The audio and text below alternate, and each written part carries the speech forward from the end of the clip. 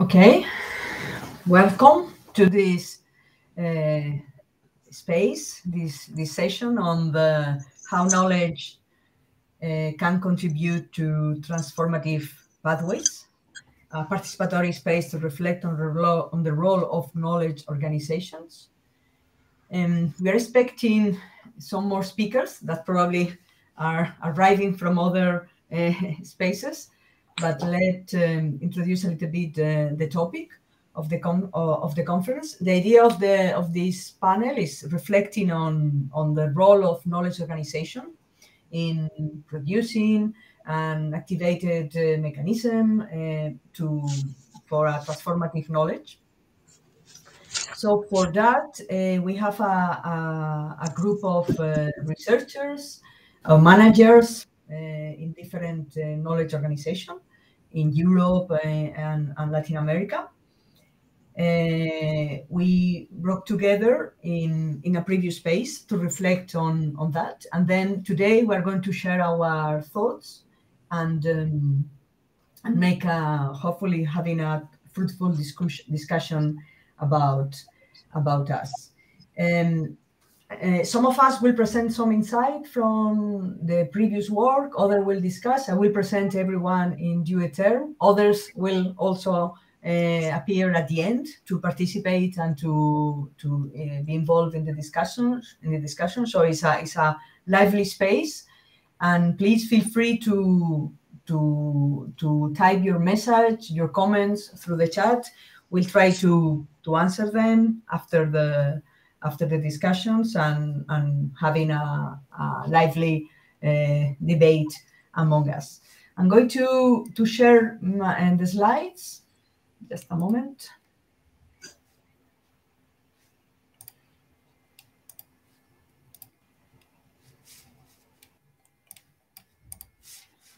I hope you can see my slides. So that's the title of the panel. Here is the big list of contributors. I'm going to present later on the people once they are participating in the session. Those are the aims of this panel: explore the role of knowledge institutions for transformation, and we want to answer these three questions. So, how can knowledge generation institution can contribute to promoting a transformative alternatives within their contextual space and a scale influence? How can these alternatives be embedded and mainstream? And also, because we are working and using the 12 transformative outcomes, how these 12 transformative outcomes can be relevant to make more transformative those initiatives, and in what sense. So those are the three main questions we want to answer. We want to discuss better in this panel. How we did that? Before we met, 9 of us. We met in a participatory space using mirror boards and platforms to discuss and to brainstorm on these three questions. You have a picture of what we did together. Who are we? I think we are, well, we define ourselves as change agents, no? In some way, committed and active in different institutions in Colombia, Mexico, Catalonia, and Valencia in Spain. And we work as researchers, as teachers, as managers, and also as part of the university strategic management, and in different and with different areas of interest: innovation, evaluation, social change, development, higher education policy, etc. So we have a group of diverse people in different institutions. I think all of us are committed to bring about change in our institutions, and we want to work together. We are connected in different ways. And yes, we came together and we had this first space of reflection. And now, today, we are going to have 20 minutes to present some insight on these three different questions. No, we want to say something about the question. Also, we want to discuss about what constitutes a niche in knowledge organization institutions, which is something that we found provocative and raise a lot of thoughts and discussion among us. And then we will have another space for 3 discussants to reflect on what we bring to this panel, and then the question and answer session open to the public. So go to the first question. So to answer this first question, how can knowledge generation institutions can contribute to promoting transformative alternatives within their contextual space and scale influence? We did like a brainstorming. Here's the final output of our brainstorming, and then we try to group these different questions in some categories. And Ana Pallín, the next presenter, she will explain some of our thoughts about that. Let me introduce Ana briefly.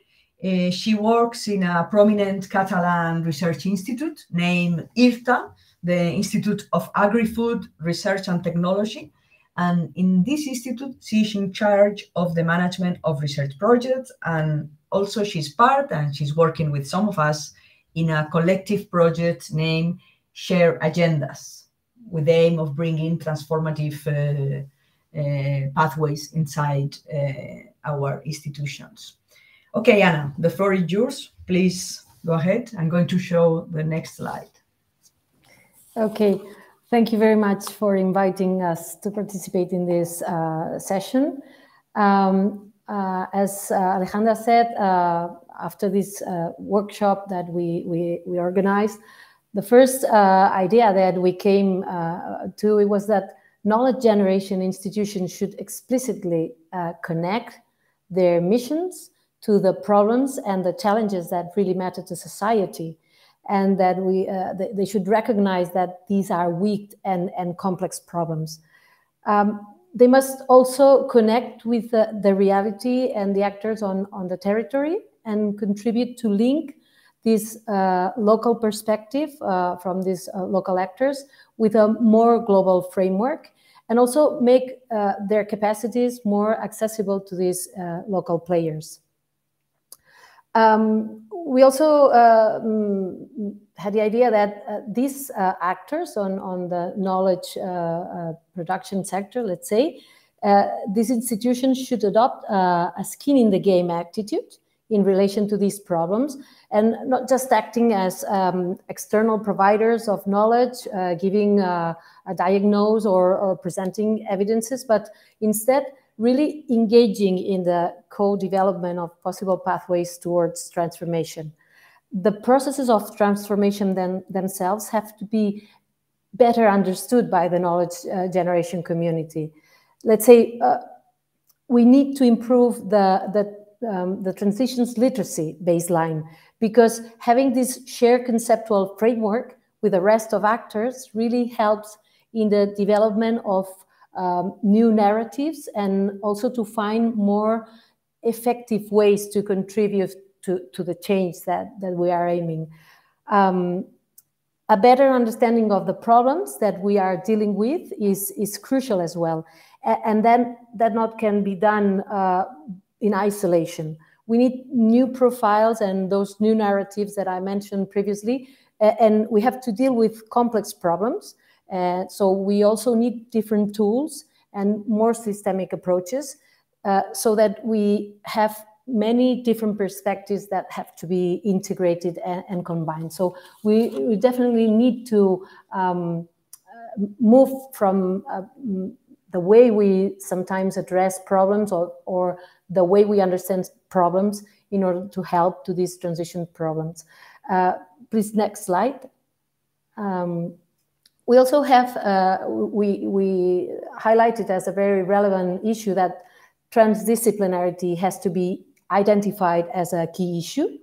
According to what I previously said, it is clear that we have to move away from a concept where knowledge transfer is linear and unidirectional, something that happens from this knowledge producer in academia or whatever, and then goes to the market or society. We have to assume that we are participating in a much more distributed and multidirectional process.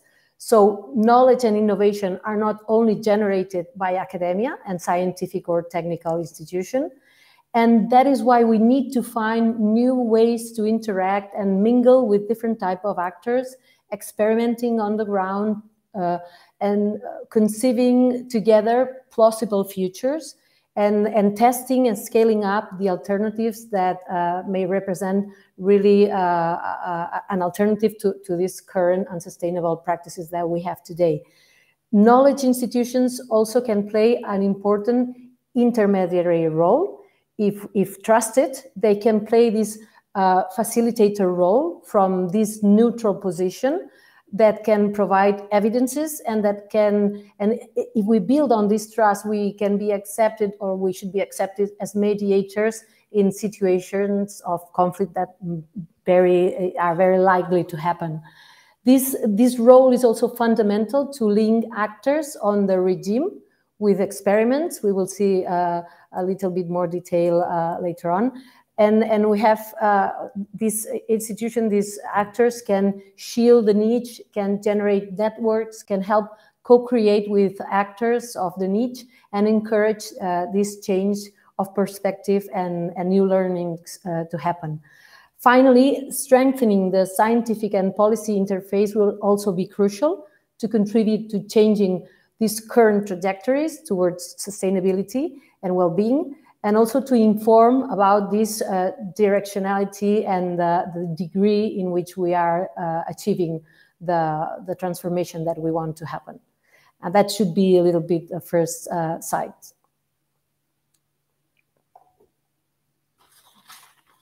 And our thoughts about the first question, and a more general approach to the role that knowledge organization can play for transformation. Here we go to the second question, and how the alternatives that the actors are enacting can be embedded and mainstream, and how those alternatives can be approached using the 12 transformative outcome. Here is a picture of what we did together. We used the 12 transformative outcome and brainstorming together about different mechanisms that we are putting in practice, or we think that are relevant to bring about change.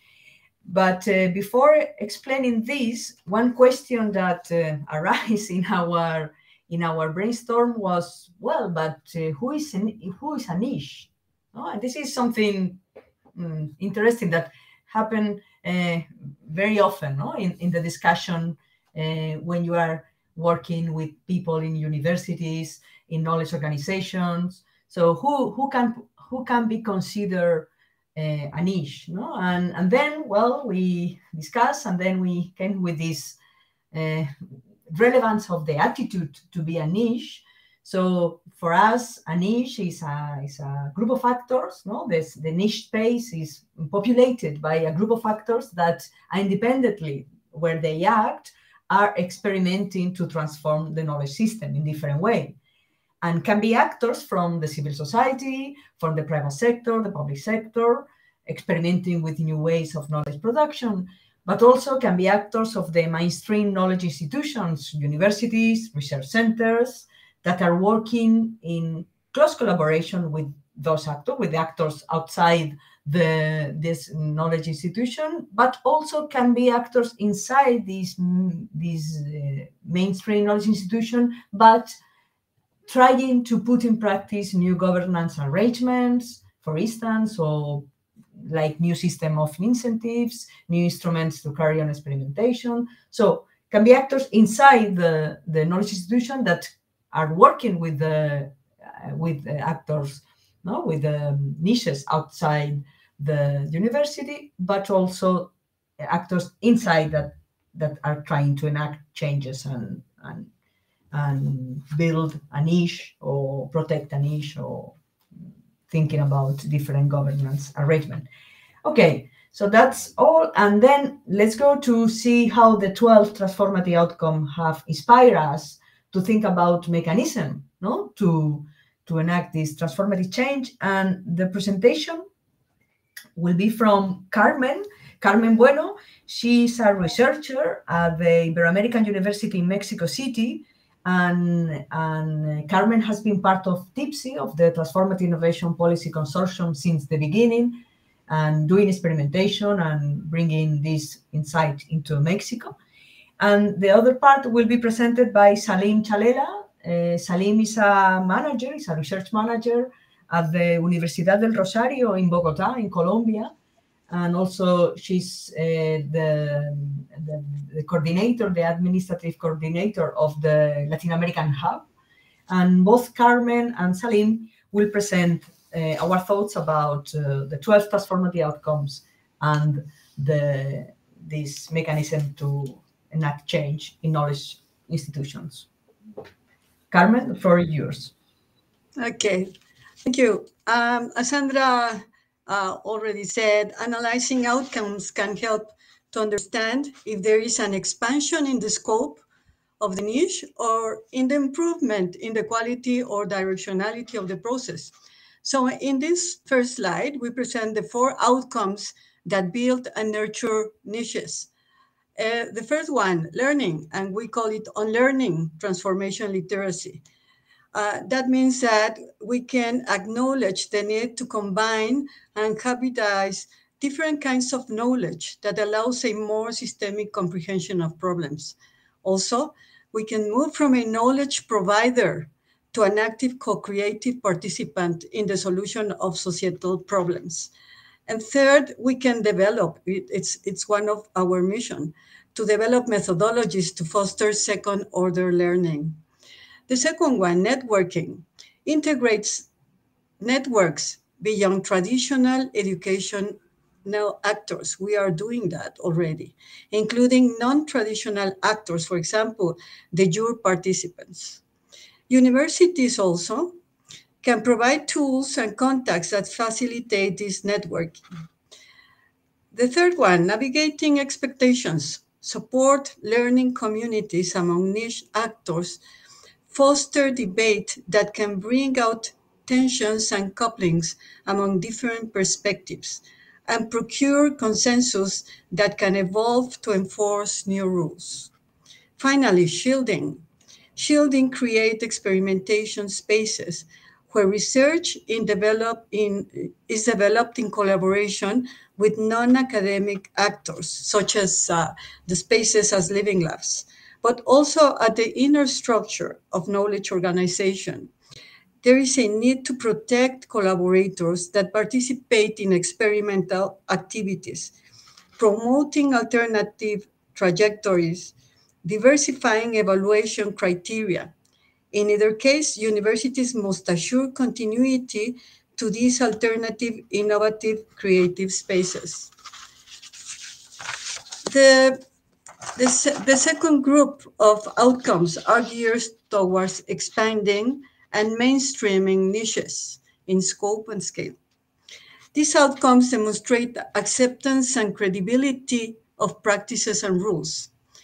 So I'm going to present the first 2, and then Salim will do the rest. The first one is circulation. Knowledge organizations are strategic for the creation of programs and mechanisms to disseminate research results, as well as experiments in different formats. Organize forums, blogs to share experiences, and multiply learning spaces for capacity building on transformative innovation. For the second outcome of this group, universities can benefit from international networks and collaborative agreements to identify replication points, always considering context specificity. Salim, your turn. Thank you, Carmen. In addition to the transformative outcomes that Carmen mentioned, we reflected in the alternative that knowledge organization can generate to scale the niches. For example, experimentation labs can provide the strategies for sharing ideas and proposals supporting research and innovation based on inclusion, participation, and diversity principles. These principles can drive the adoption of new practices or meanings from people and boost transformative changes that is important for expanding the niches. the institutionalization of perhaps an incentive scheme centered on strengthening the links between academic or non-academic organizations could create an alternative to generate new values about the impact of research to provide solutions for societal challenges. For example, rewards to academic or service activities linked to the non-academic organization that promote capacity building in the local context, trying to abandon the traditional metrics to support rewards or incentive in higher education institutions. Next, please. We also reflected on alternatives for opening and unlocking regimes. Learning and unlearning provide a constant interaction between actors and in different levels through reflecting and reassessing the regime's rules, allows contrasting them with new alternatives and acquiring a deep comprehension of the systematic problems. It could be evidence of transformative changes for the knowledge organization, and it's very important to connect this kind of activities with a circulation of knowledge and different practice for the organization. Therefore, to change the perception of landscape pressures through activities that challenge the incumbents' perspectives about the system and the consequence that not acting in the way that societal needs. For example, what kind of inequalities and risks generate the rewarding system that actually the universities have of knowledge production in higher education institution. And it's very important reflecting about the this kind of inequalities and the effects that they are having in the societal or in non-academic sectors. Finally, the stabilizing regimes request actions like abandoning strategic planning practices based on the institutional isomorphisms that standardize the assessment process, that do not recognize local context and capabilities. For example, replacing these traditional assessment practices with new frameworks promotes epistemic justice, for example, or responsible research and innovation, or knowledge transfer, circulation, appropriation, and use strategies with a way to have a multi-directional ways for knowledge transfer, as Anna mentioned before. So this is our reflection about the 12 transformative outcomes, and thank you.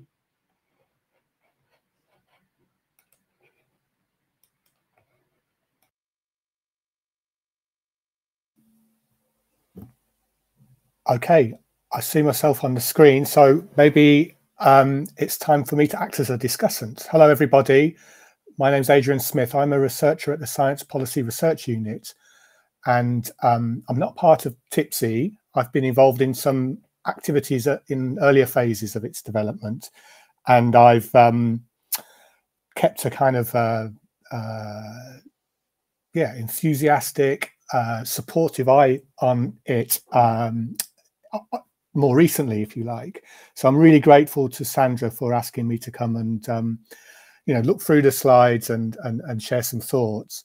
And I'm also grateful to Anna, Carmen, and Salim for their summary of what you did last week in the workshop.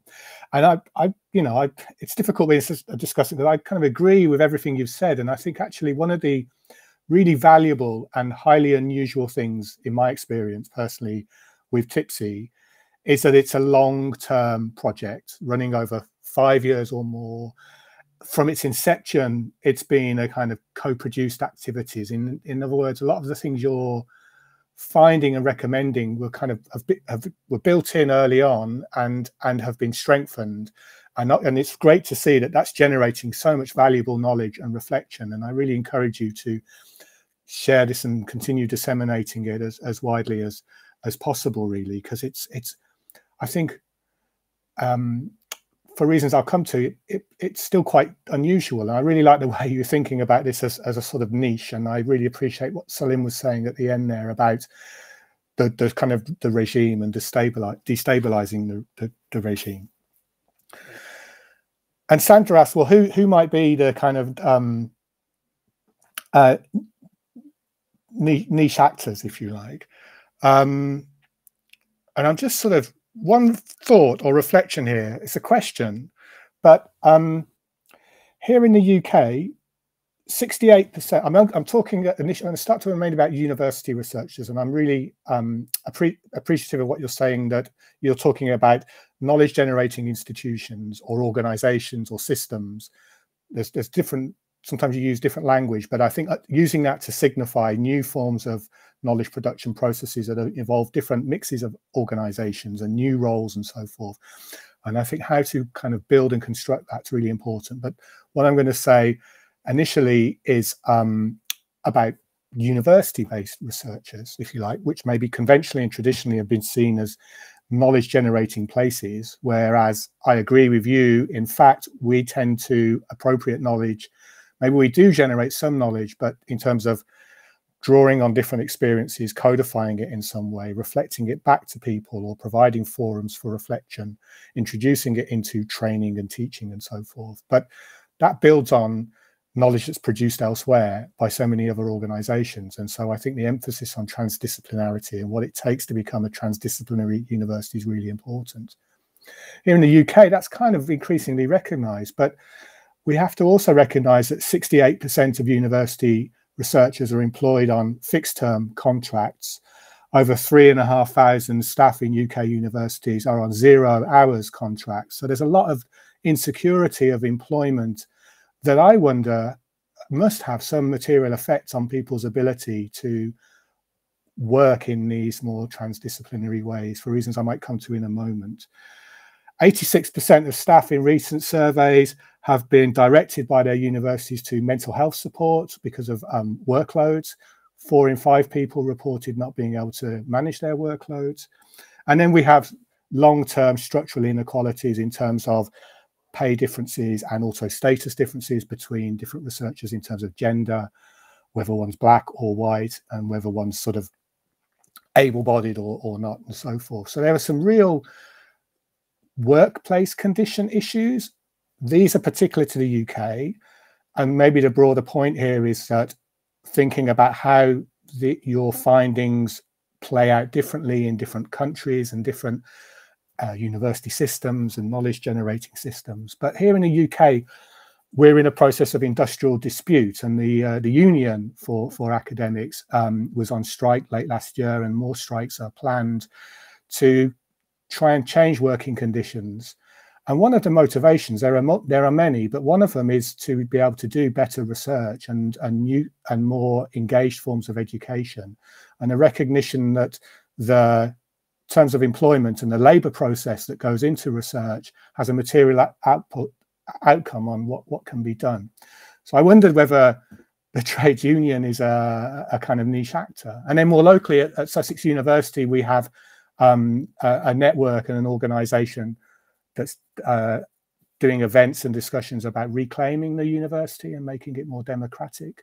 That's constituted by different unions, but also staff and academics who are not in any union and just interested in thinking about how the university's strategy, which talks a lot of these goals around sustainability, engagement locally and in the territory, and transdisciplinarity, but doesn't quite translate down to practices on the shop floor, so to speak. So that's my first kind of discussion point, perhaps a bit controversial, maybe deliberately provocative, but I wonder how some of the things you're learning kind of can speak into and relate to not just organizational forms, but new working practices as well. And I know from some of the projects and some of the that are the kind of project level, there's really valuable stuff around participatory research, participatory video, and so on and so forth. Yeah, so there's lots of methods, but as you characterize them, they're kind of a niche space at the moment. and there are times when they can expand. But I think the things you're saying about how to kind of destabilize and transform some of the regime things is spot on. And I think managing, the practicalities of managing those relationships between changing knowledge generating institutions and how reimagined universities fit in is really important. And I'm brought to mind here, like some of the research I've done and how I come to know some of you through research around kind of grassroots innovation and organizations in civil society that generate sustainability initiatives and ideas and that are really innovative, and that one can, and with whom you can use some of the tipsy kind of tools and analytical frameworks to help reconceive and empower what they're doing. And one of the ones some of those we've been able to work with, some of them it's been a more conventional researcher and role, if you like. But one in India was called the Honeybee Network. And the reason they called themselves the Honeybee Network and used the sort of metaphor of the honeybee was to try and find a more mutually beneficial relationship between research or knowledge generation and social change. And the honeybee, the idea being that the bee comes to the flower, takes away some nectar, but also pollinates it, and so there's a kind of mutually beneficial arrangement in that. And I think we need to think about how to do that much more productively and more widely and more generally. Okay, I took longer on that point than anticipated, but I suppose just to recap from that ramble is thinking about the work involved in doing these things and how to turn them from quite exceptional things where really dedicated people work hard to make it happen, and turn it into the more everyday normality and institutionalize it in terms of people's employment and work processes and so forth. And the second comment for discussion maybe is, I guess related to that, part of the reason for so much casualization in the UK is that research is seen as a project-based activity. And I think this might be more generally applicable as well.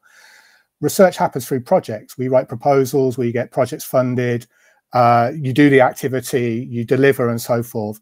And again, from your work last week and what you've just summarized, that's sort of recognized in the calls for new modes of doing research, new ways of evaluating and thinking about it. But I wonder if the sort of transdisciplinarity and sustainability transformations is more about processes and people. And actually, the challenge is thinking about investment in those processes and people rather than investment in projects, and how to ensure good accountability in those forms of investment as well. Because, and this is where I think TIPS is really valuable to us more widely, because there has been time to develop relationships between people and to think about processes, and projects are involved in that. And I guess TIPSy is in itself a long-term large project, but there's much to teach us there about how one could try and get beyond this sort of project basis, where, if you like, the relationship building sometimes can be quite pressured. Some of these questions about inequality and accessibility are recognized, but cannot be addressed as fully because there's a rush to get the proposal done or the project started and so forth and recruit. And it just takes time to build mutual understandings and to manage conflicts and to build partnerships and so forth. And then, of course, when everything's done and you have all this knowledge produced, much of which can be tacit and situated and embodied in people disperse or have to find the next project. And and it's not that everything is lost or disappears, but it's about, I don't know, whether some forms of knowledge are harder to accumulate or perpetuate and so forth. I hope you kind of get my point. That's where I'll finish, I think, and hand over to the other discussants. But yeah, just the two things. We need to think about labour processes and we need to think about beyond projects. And I think what you've done in your summary is give really powerful reasons why those two suggestions are so important. Yeah, thanks so much, Adrian. Very, very super interesting points. Maybe we have time later, no, to discuss those things. Well, I didn't introduce you properly. Adrian is a professor in SPRU, and for me, one of the super experts with a lot of experience in working with niches and grassroots innovation. So it's a pleasure having you in this panel. And now the next discussion is Vipashi Ghosh. She's also from SPRU in Sussex. And well, Vipashi, you are a key actor in TIPSY since the beginning and one of the creators of the 12 transformative outcomes. So please, the floor is yours to discuss and see what are your thoughts. Great, yes.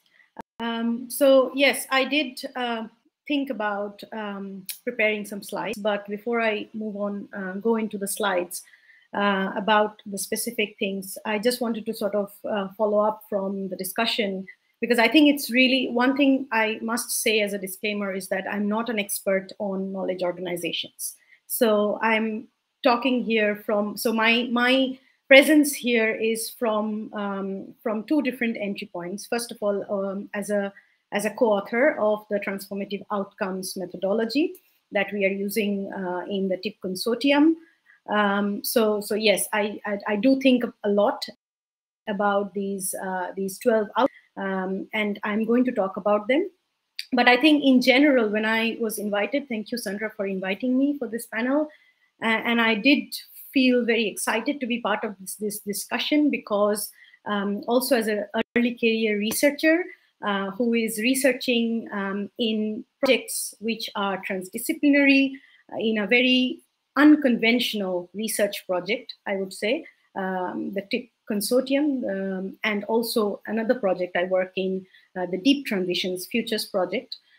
Both projects are, as I understand, quite unconventional for in terms of the traditional model of funding, who funds research and how research is done.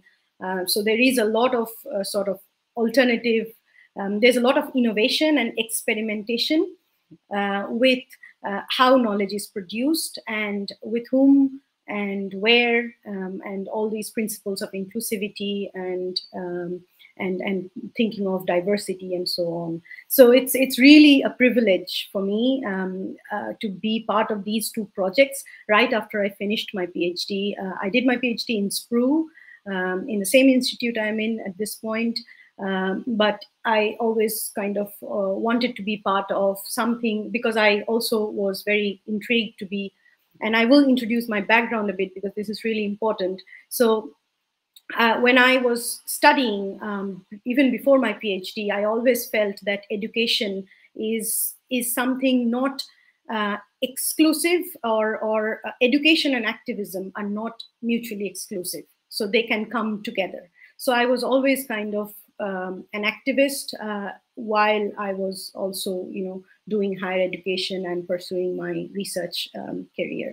So I feel from that point of view, when I kind of stepped into the research career after my PhD and had the privilege to be part of these two research projects, I thought this is really a good opportunity for me to also apply my research, my theories that we are developing, such as transformative outcomes, to reflect on our positions as transdisciplinary scholars, and also our positions as early career researchers who are still, struggling with a lot of challenges in kind of putting our in trying to contribute and in order to become established in the field. So I think I speak from that perspective a lot and I think about that, those challenges and issues, about my positionality as a researcher in a very emerging field, and where that puts me in terms of my career as well. And also a lot of us who are working in similar sort of alternative, different kind of research projects and topics.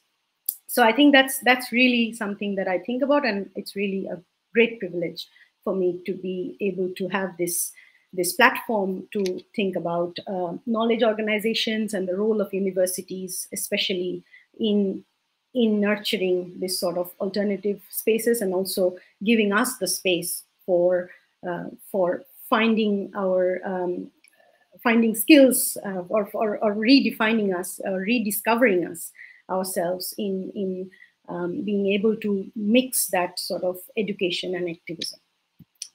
So, in this presentation, what I'm going to really talk about is that we talked about the alternatives, and I think has been discussion about transformative alternatives and what that could be for knowledge organizations, but from the perspective of how to, if there are niche alternatives, how to really embed them and mainstream them is something that I particularly would be quite interested to think more deeply about. So using the transitions theory or using the methodology of 12 transformative outcomes, we did develop specifically four transformative outcomes, which are about expanding and mainstreaming niches. So I'm going to really go slightly deeper into these four outcomes, which are about upscaling. So how do we upscale, which are about replicating, it's about circulation, and the fourth one is institutionalization. So I think the transformative outcomes really give the opportunity really talk about embedding and mainstreaming some of the alternative practices that are emerging in different knowledge organizations, knowledge practices. So to talk about scaling in the first instance, I think, and I will perhaps repeat some of the things that Carmen was talking about and Salim was talking about, because I do resonate, a lot of their thinking in a lot of the discussions in the previous workshop does resonate with me. When thinking of scaling, I feel there is an importance of, so when you have these alternative practices, or when you have these different sort of research projects or different sort of initiative to embrace transdisciplinarity for sort of thinking of real world impact, often what we see is that these projects are quite small and these are quite sort of constrained. So I think one way to think of embedding and mainstreaming is to think of upscaling. So what I mean by upscaling is really to find mechanisms and ways in which these alternative models adopted across multiple departments and administrative teams, even within the same university. So again, if I'm thinking of the university, there can be multiple. Of course, there are multiple sectors. So I think it's also a bit confusing to think of the university as one actor, because I feel there are multiple actors working within a single knowledge organizations at multiple levels. So I think one way to think of scaling is to think of how can we transcend these levels and how can we really upscale and improve uptake of these different ideas of transdisciplinarity, of impact based work, or working with real world challenges. How can we really improve uptake across multiple departments? And uptake for me is really important, not just practically, but also morally, because I feel, again, talking about working conditions that Adrian was talking about and talking about people's different choices and different positions, I think there is also, we need to be sensitive about not everyone is able to sort of operationalize the alternatives, even though they morally support it. So I think what is really important to think of changing people's, it's about mapping whether multiple people, a lot of people are adopting the alternative practices or are internalizing the alternative practices morally as much as they are able to act practically. And the second transformative outcome is really about replicating. So here I would like to talk about a bit the problem that we face with replication. So replication is about looking at an alternative in one university in one knowledge organization and trying to sort of replicate that same model in another organization. But what is really crucial is to make replication decolonial. And here, I think in knowledge organizations especially, it's important to think of epistemic diversity. And someone mentioned that in this panel as well. It's about thinking of different ways knowledge is produced in different contexts and settings. And in the picture on the right, you would see this is a picture from JNU in India. And this is a tweet that I came across very recently, and it very much resonated with me when I was also a student in India doing my undergrads. I could also see that the role of a university, or university as a place or a home, is often much more about curriculum, about education. So where you have different activities, you can have many different activities as your way of formal education, informal way of education.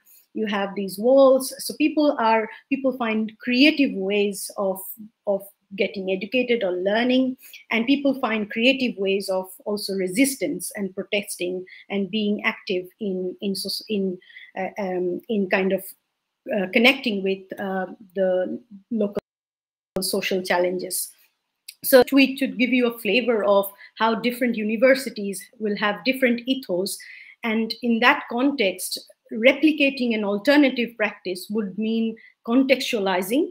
So think beyond importing innovations into and towards repackaging or unpackaging and reinterpreting what this innovation means for this particular context. So I wouldn't go into the example. You can see the example where I kind of thought about, okay, how does hierarchies that are existing in the global and a lot of global South universities affect how knowledge co-creation could happen.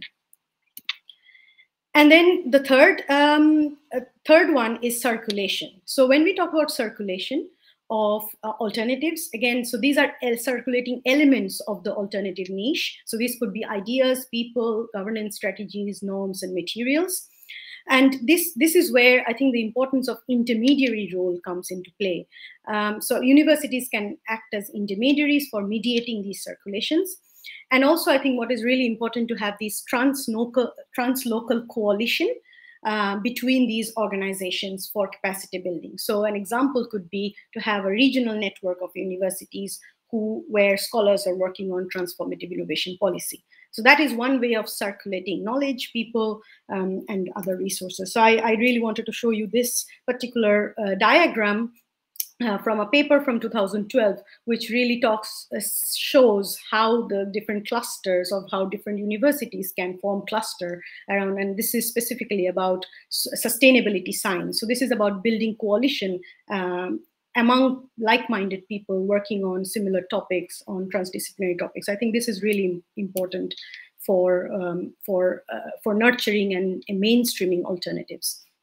And finally, I think I'm doing really bad with time, but I'll close with this. I think mainstreaming also is important in terms of, I think the fourth outcome is institutionalizing.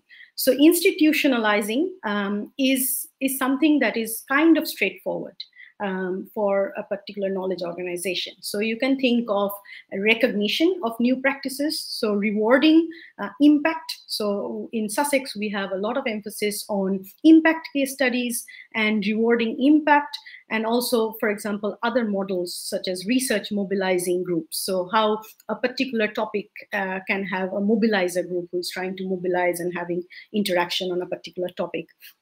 And then you can have events, again, formalizing certain alternative practices. So having a university level event or a festival for formal and explicit space for exchange of innovative ideas. So I think that's really important, that a university or a knowledge organization internalizes and mainstream alternative practices by making the informal sort of more bottom-up, more sort of flexible spaces, much more giving these flexible sort of arrangements much more standardization. Often standardization is not good. Often it's good to keep things fluid. But of course, for mainstreaming, for making things much more stable, I think it's really important that that universities as knowledge organizations really support and formalize certain alternative practices. So yeah, I'll stop there with my inputs there. Thanks, Vipashi. Very interesting. Thanks to bring the issue of epistemic diversity, which is, I think, is really important, and also the relevance of these translocal coalitions. Okay, our last discussant is Johan Schott. I think all of you know Johan. Johan is the main soul of TIPSY, and also one of the creator of the 12th transformative outcome. So Johan, thanks for coming, and the floor is yours. Well, I welcome this opportunity to speak in this session because within our field, we have not often focused our attention on university, or, we as university people go out and try to tell other people what to do in terms of sustainability while not reflecting on ourselves. And I think this is a very important aspect of the transformation, because I think currently universities are not fit for purpose. In a sense, the way they are organized and work makes it not so easy to deal with the societal challenges we have to face. Because these challenges, so think about climate crisis. How do you deal with it? You need science, you need social science, humanities. You need an integration of various disciplines. And besides that, this knowledge would also be co-produced with all these stakeholders in society. And this is the moment very difficult. At Utrecht University, where I'm currently based, we have tried to assess to what extent the knowledge produced in Utrecht responds to the Sustainable Development Goals. And to some extent it does. You see, through a certain method, we looked at all the research and did a mapping how the research relates to the goals. And you can see that there is a growing development. So Utrecht research is for example, doing more on the climate crisis. But if you look deeper in this, you see that these knowledge communities within the university are highly specialized in certain perspectives. So there's not a lot of research that integrates what we called in that study directionality, let's say reduction of poverty, and tries to connect it to research on energy systems done from a more technological point. And besides, there's also another connection to questions about partnerships, peace, and other larger themes, governance themes. Yet, we were able to identify a number of research communities within the university working on these crossover topics, but they were not in the center, they are more at the fringe. So I think in the long term, I would say we need to reorganize universities and make them more problem-based. So you may get a department addressing the climate crisis, drawing on a range of disciplines. But we are far away from that. So I think it is productive to think of the universities or the knowledge production system as a socio-technical system where new niches emerge, and think about strategies to expand these niches. And this is what is happening here in this session. So I really like that. And the question is, of course, what are the next steps? How can we improve? And here the labor conditions mentioned by Adrian are, of course, also important. because this is long-term process. So we need a stable collaboration within universities for people. Another aspect is that in universities there's a lot about individual attribution, while a lot of the research is based on teams. So I think the whole rewarding and promotion and career development should be more focused on a collective level instead of on an individual level. And we should, I think, also integrate education, research, and impact much more, and not see them as separate streams. So can the transformative outcomes help? I think they can, because they can be a tool applied to all of our institutions to do assessments and then provide input in a bottom-up process of discussing and reflecting on the knowledge production in the university. And what I sometimes find difficult is that a lot of us professors, they point at the incentives that makes it very difficult to change. But on the other hand, university is populated by us, professors, young scholars, PhD students. So we can, and we have in a way a position of power to start to work differently, instead of just pointing to the university structures and saying there's no space for acting. I think there is a space for acting, and we should all work on this. And I think and I hope that the future knowledge infrastructure we want to develop will support all of us in this process. So I hope that this knowledge structure can assist in this process. Thanks, Johan, for bringing us the relevance of our agency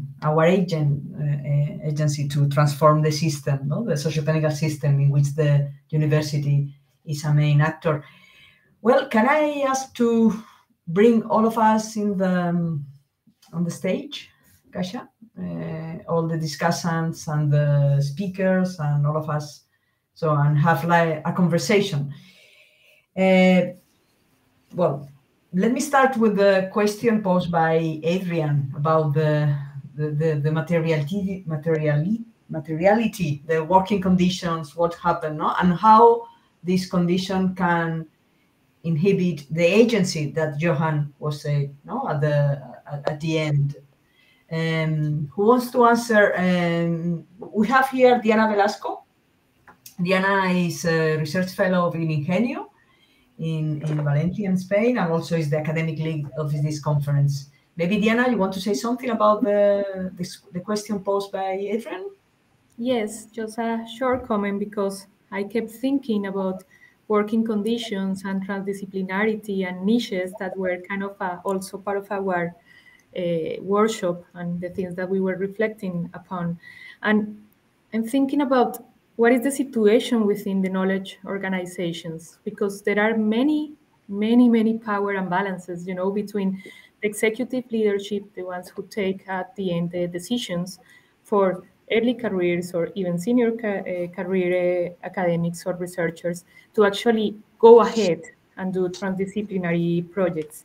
So basically, there are many times where even when through projects, through networks, through different engagements, researchers want within their institutions to engage in meaningful projects, it's almost impossible because of the kind of workload in teaching, the incentive structure. Basically, if you are not teaching, you should be doing research, and then you should have papers. And if you don't show that, well, you won't progress in the tenure track. But kind of the transdisciplinary engagements and that valuable work with communities that takes time, Adrian, and it's true, like TIPSI, like these projects, because building trust take time.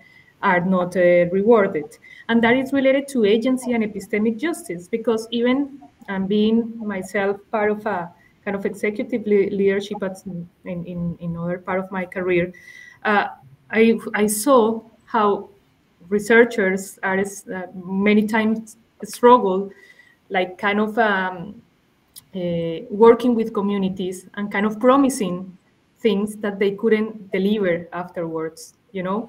And then you have there a problem of kind of opening expectations that cannot be delivered because you don't have the means within your organization to take, like, to deliver at the end. So that takes me back to a question perhaps to Adrian, Bupashi, Johan, related to one of our discussions related to niches. Like within the knowledge organizations, you can build niches, like kind of an attitude to something different. But many times it's very difficult because you don't have the support even within your organization and you are like on the border. So what would you think that are good strategies to shield those initiatives and try to engage or destabilize that executive leadership that it's most of the time very traditional? Before answering, can I leave the floor to Carmen? Carmen, you want to say something about the inequalities, conditions? Yeah, I want to make an integral comment. I really appreciate the three very wise comments on what knowledge organizations can do. And what I really feel, I was thinking, there are lots of challenges.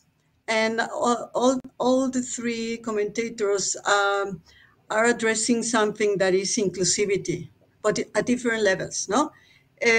For example, I like this epistemic diversity. What is the challenge of decolonizing Western knowledge versus traditional, tacit, local knowledge? Well, there is a high challenge, a very important challenge, because, tacit knowledge, traditional, local knowledge, is in some way now transferring from extermination, nobody care about that, to revaluation. And I think it's overvaluated in some way, no? Recognizing local knowledge, well, it's changing and it has a lot of tension. So we have to move on. We have to analyze very critically this, what does epistemic diversity means, that moves in different levels, all right? It moves in an international level. Okay, I think it freezed. I don't know if you are hearing me. Yeah, okay, I will continue. Okay, I will continue. The second discussion was on structure.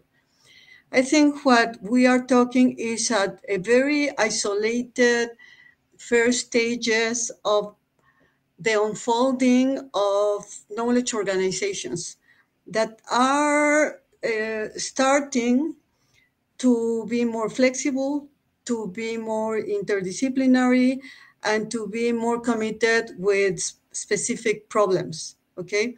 And until now, and I'm talking of my experience, they are still very isolated. I mean, they are not legitimized by the whole institution, the whole structure, because the whole structure, as Vipashi told, well, they are really centered on teaching, no, on curriculum, on education, and that's how it works in the global South, especially in the global South.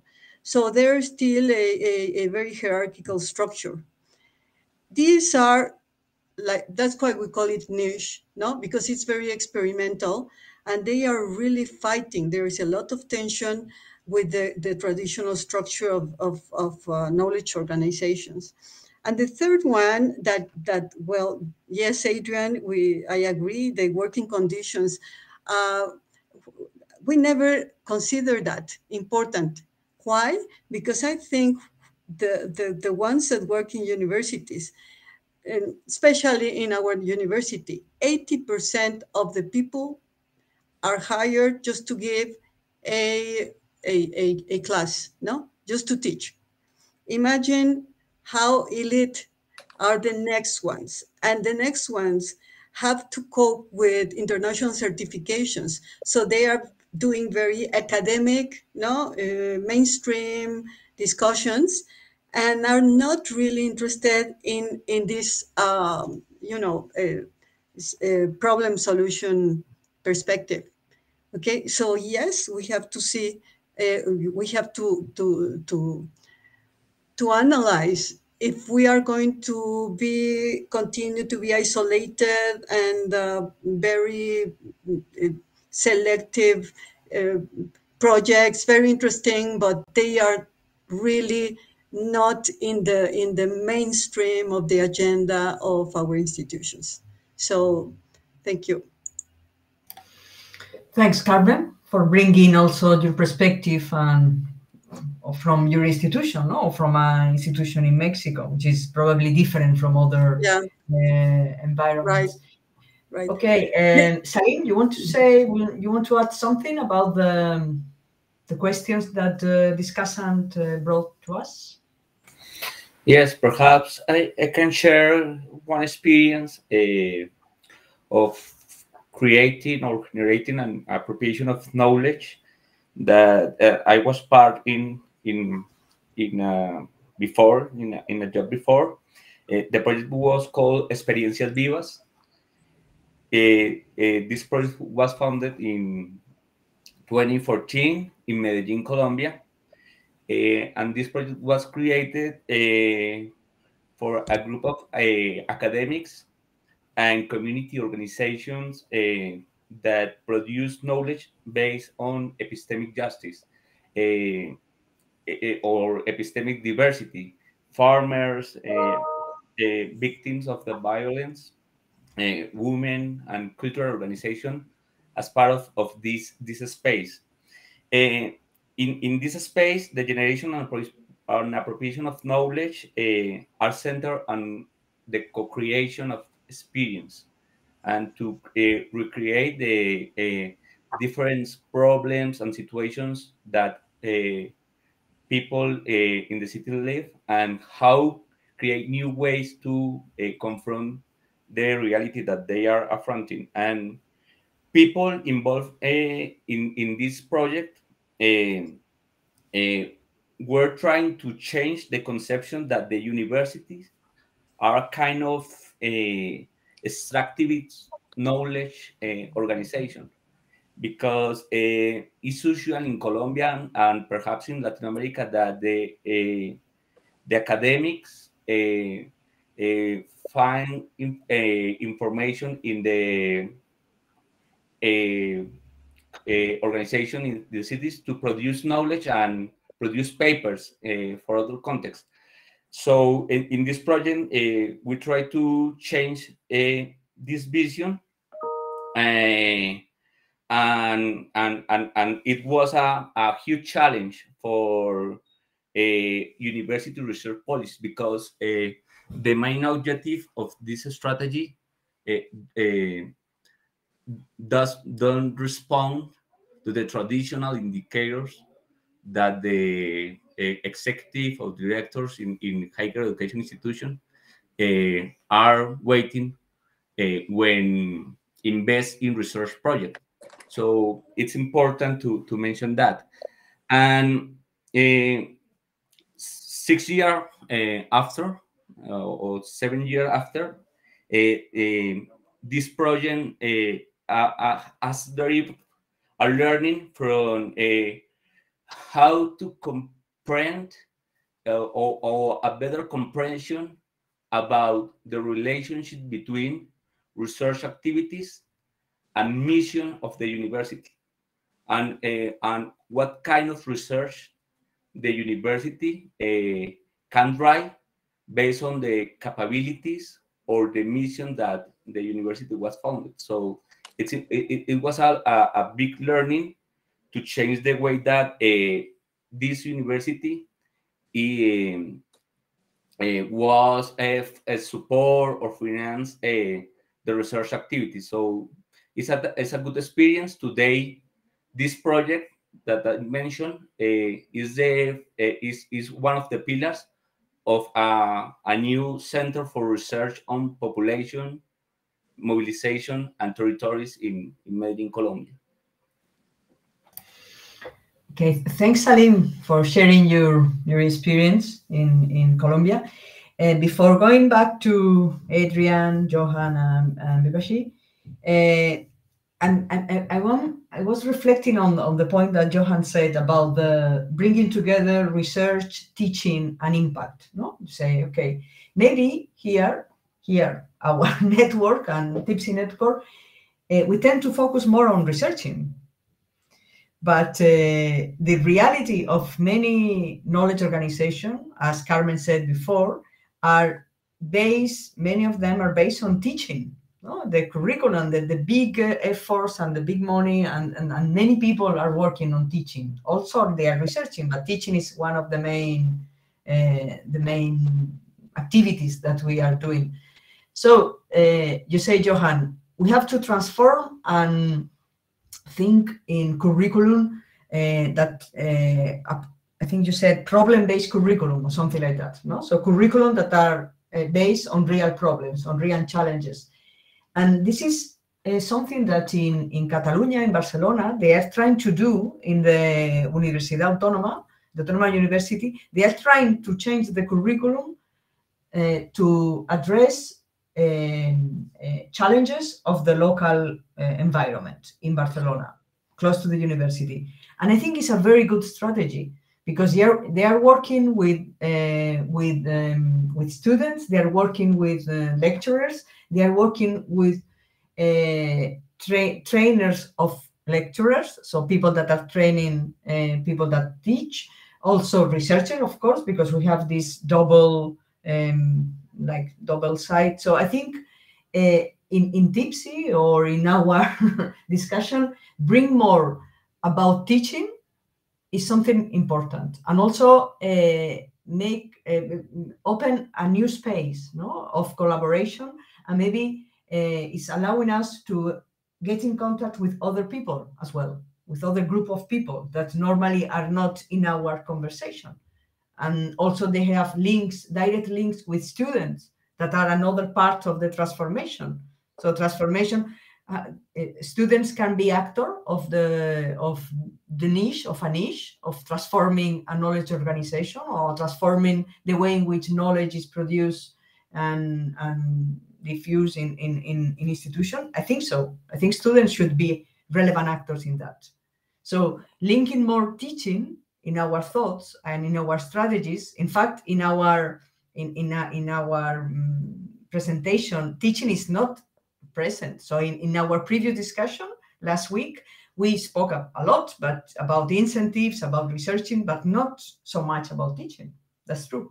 So I think, in my view, we have to bring more the teaching perspective into our discussion. That's a thought I want to share with all of you. Okay, Adrian, you want to say something about our thoughts, insights, whatever you consider? I mean, one thought is to recognize that when the people we might collaborate with have challenges in their organizations as well, and in thinking about in more transformative knowledge production, sustainability transitions processes, you know, the people in the civil society organizations or the entrepreneurs or the business units and the policy departments that engage and come into these events, if we think about it more materialistically and in terms of labor, they also are kind of going beyond the norm, if you like. And so that's one thought. And so I think then it's just important to just appreciate and recognize that, and to I don't know, find sort of solidarity, if you like, in what's being done that's sort of the norm. And I really appreciated, I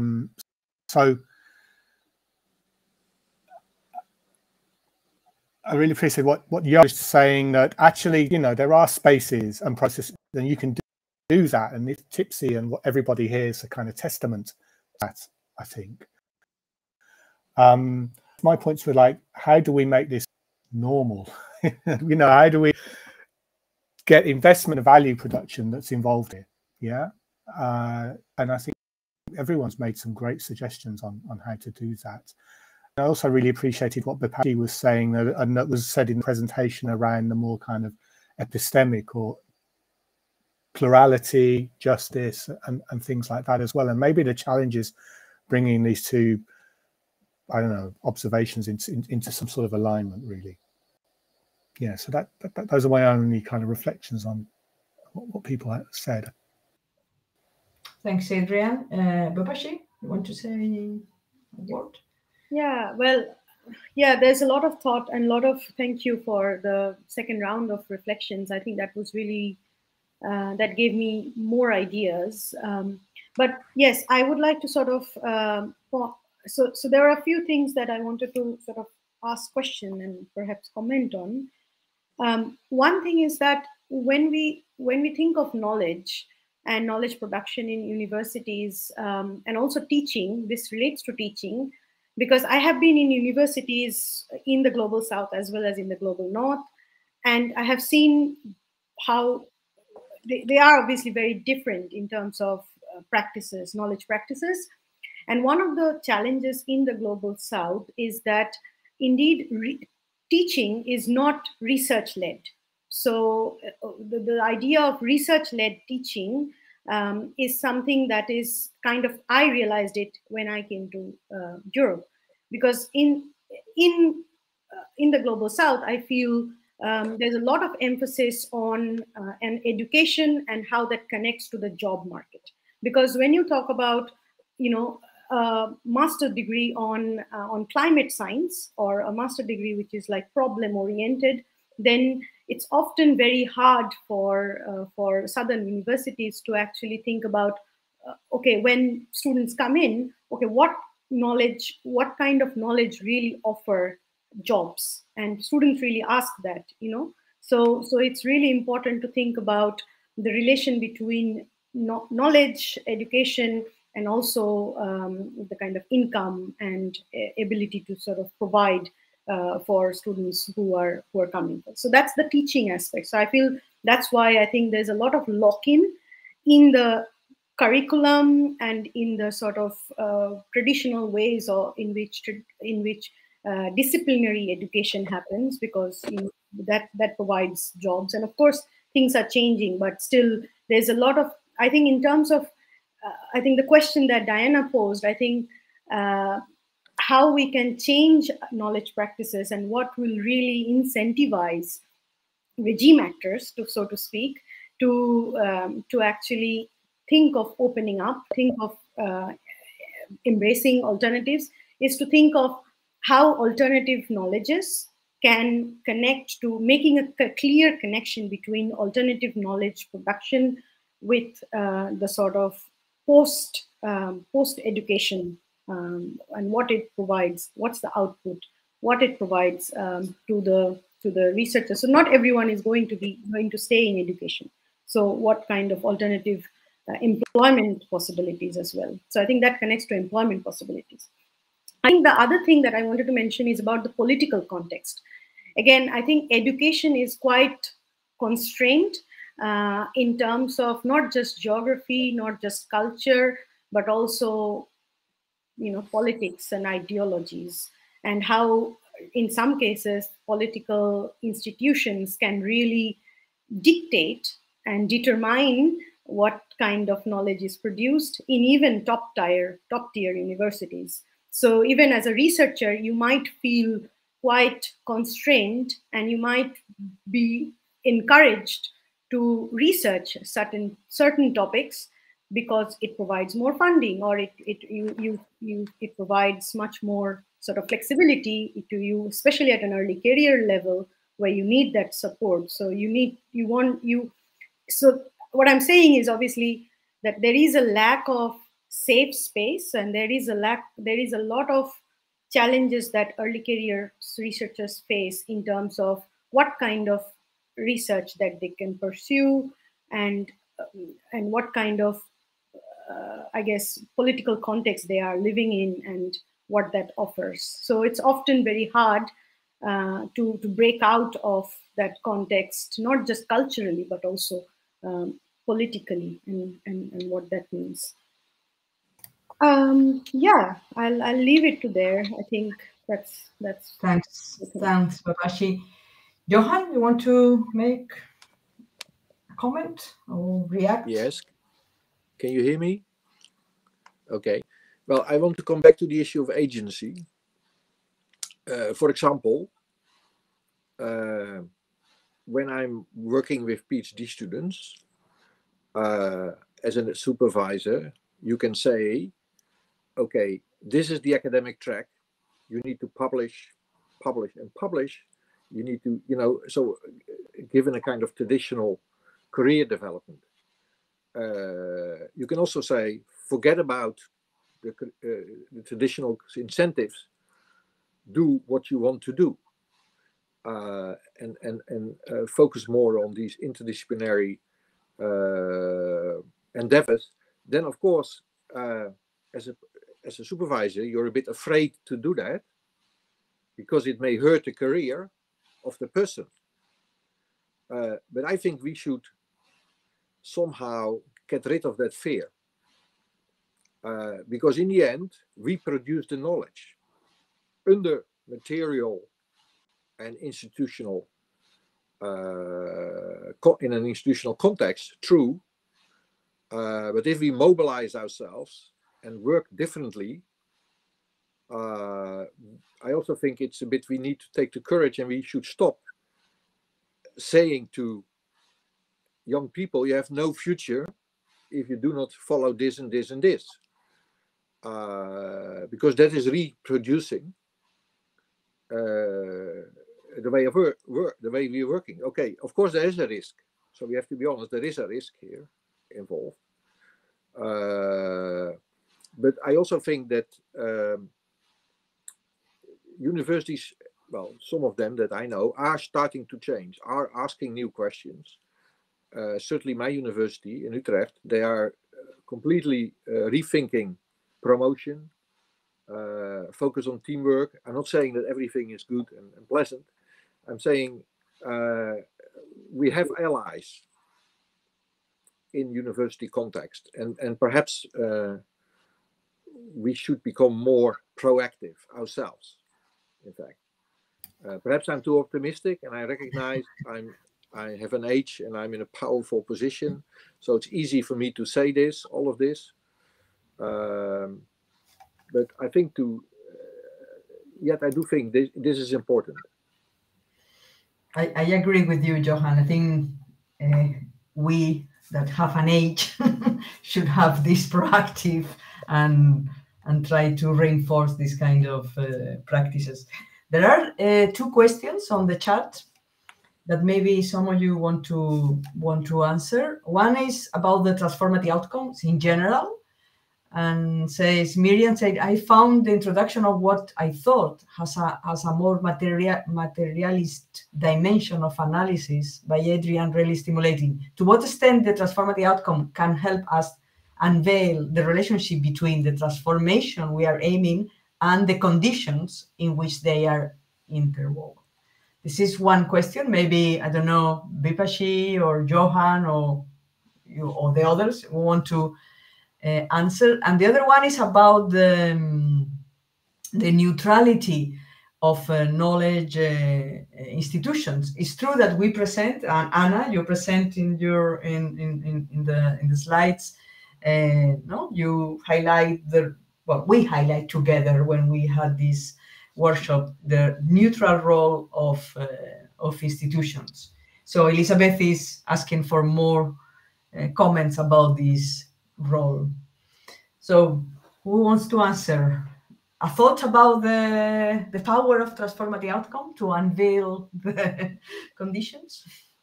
Well, I can quickly say that this is indeed conditional and contextual. So all the transformative outcomes, the 12 of them, they can play out differently and they can be operationalized very differently, as we see in the consortium. How the transformative outcomes work in South Africa could be very different from how it works in Sweden. And that's what we are sort of trying to also compare and learn from how. So because transformative outcomes are concepts, and these are sort of your tools that you can take and contextualize in your context, and of course the conditions that they are under.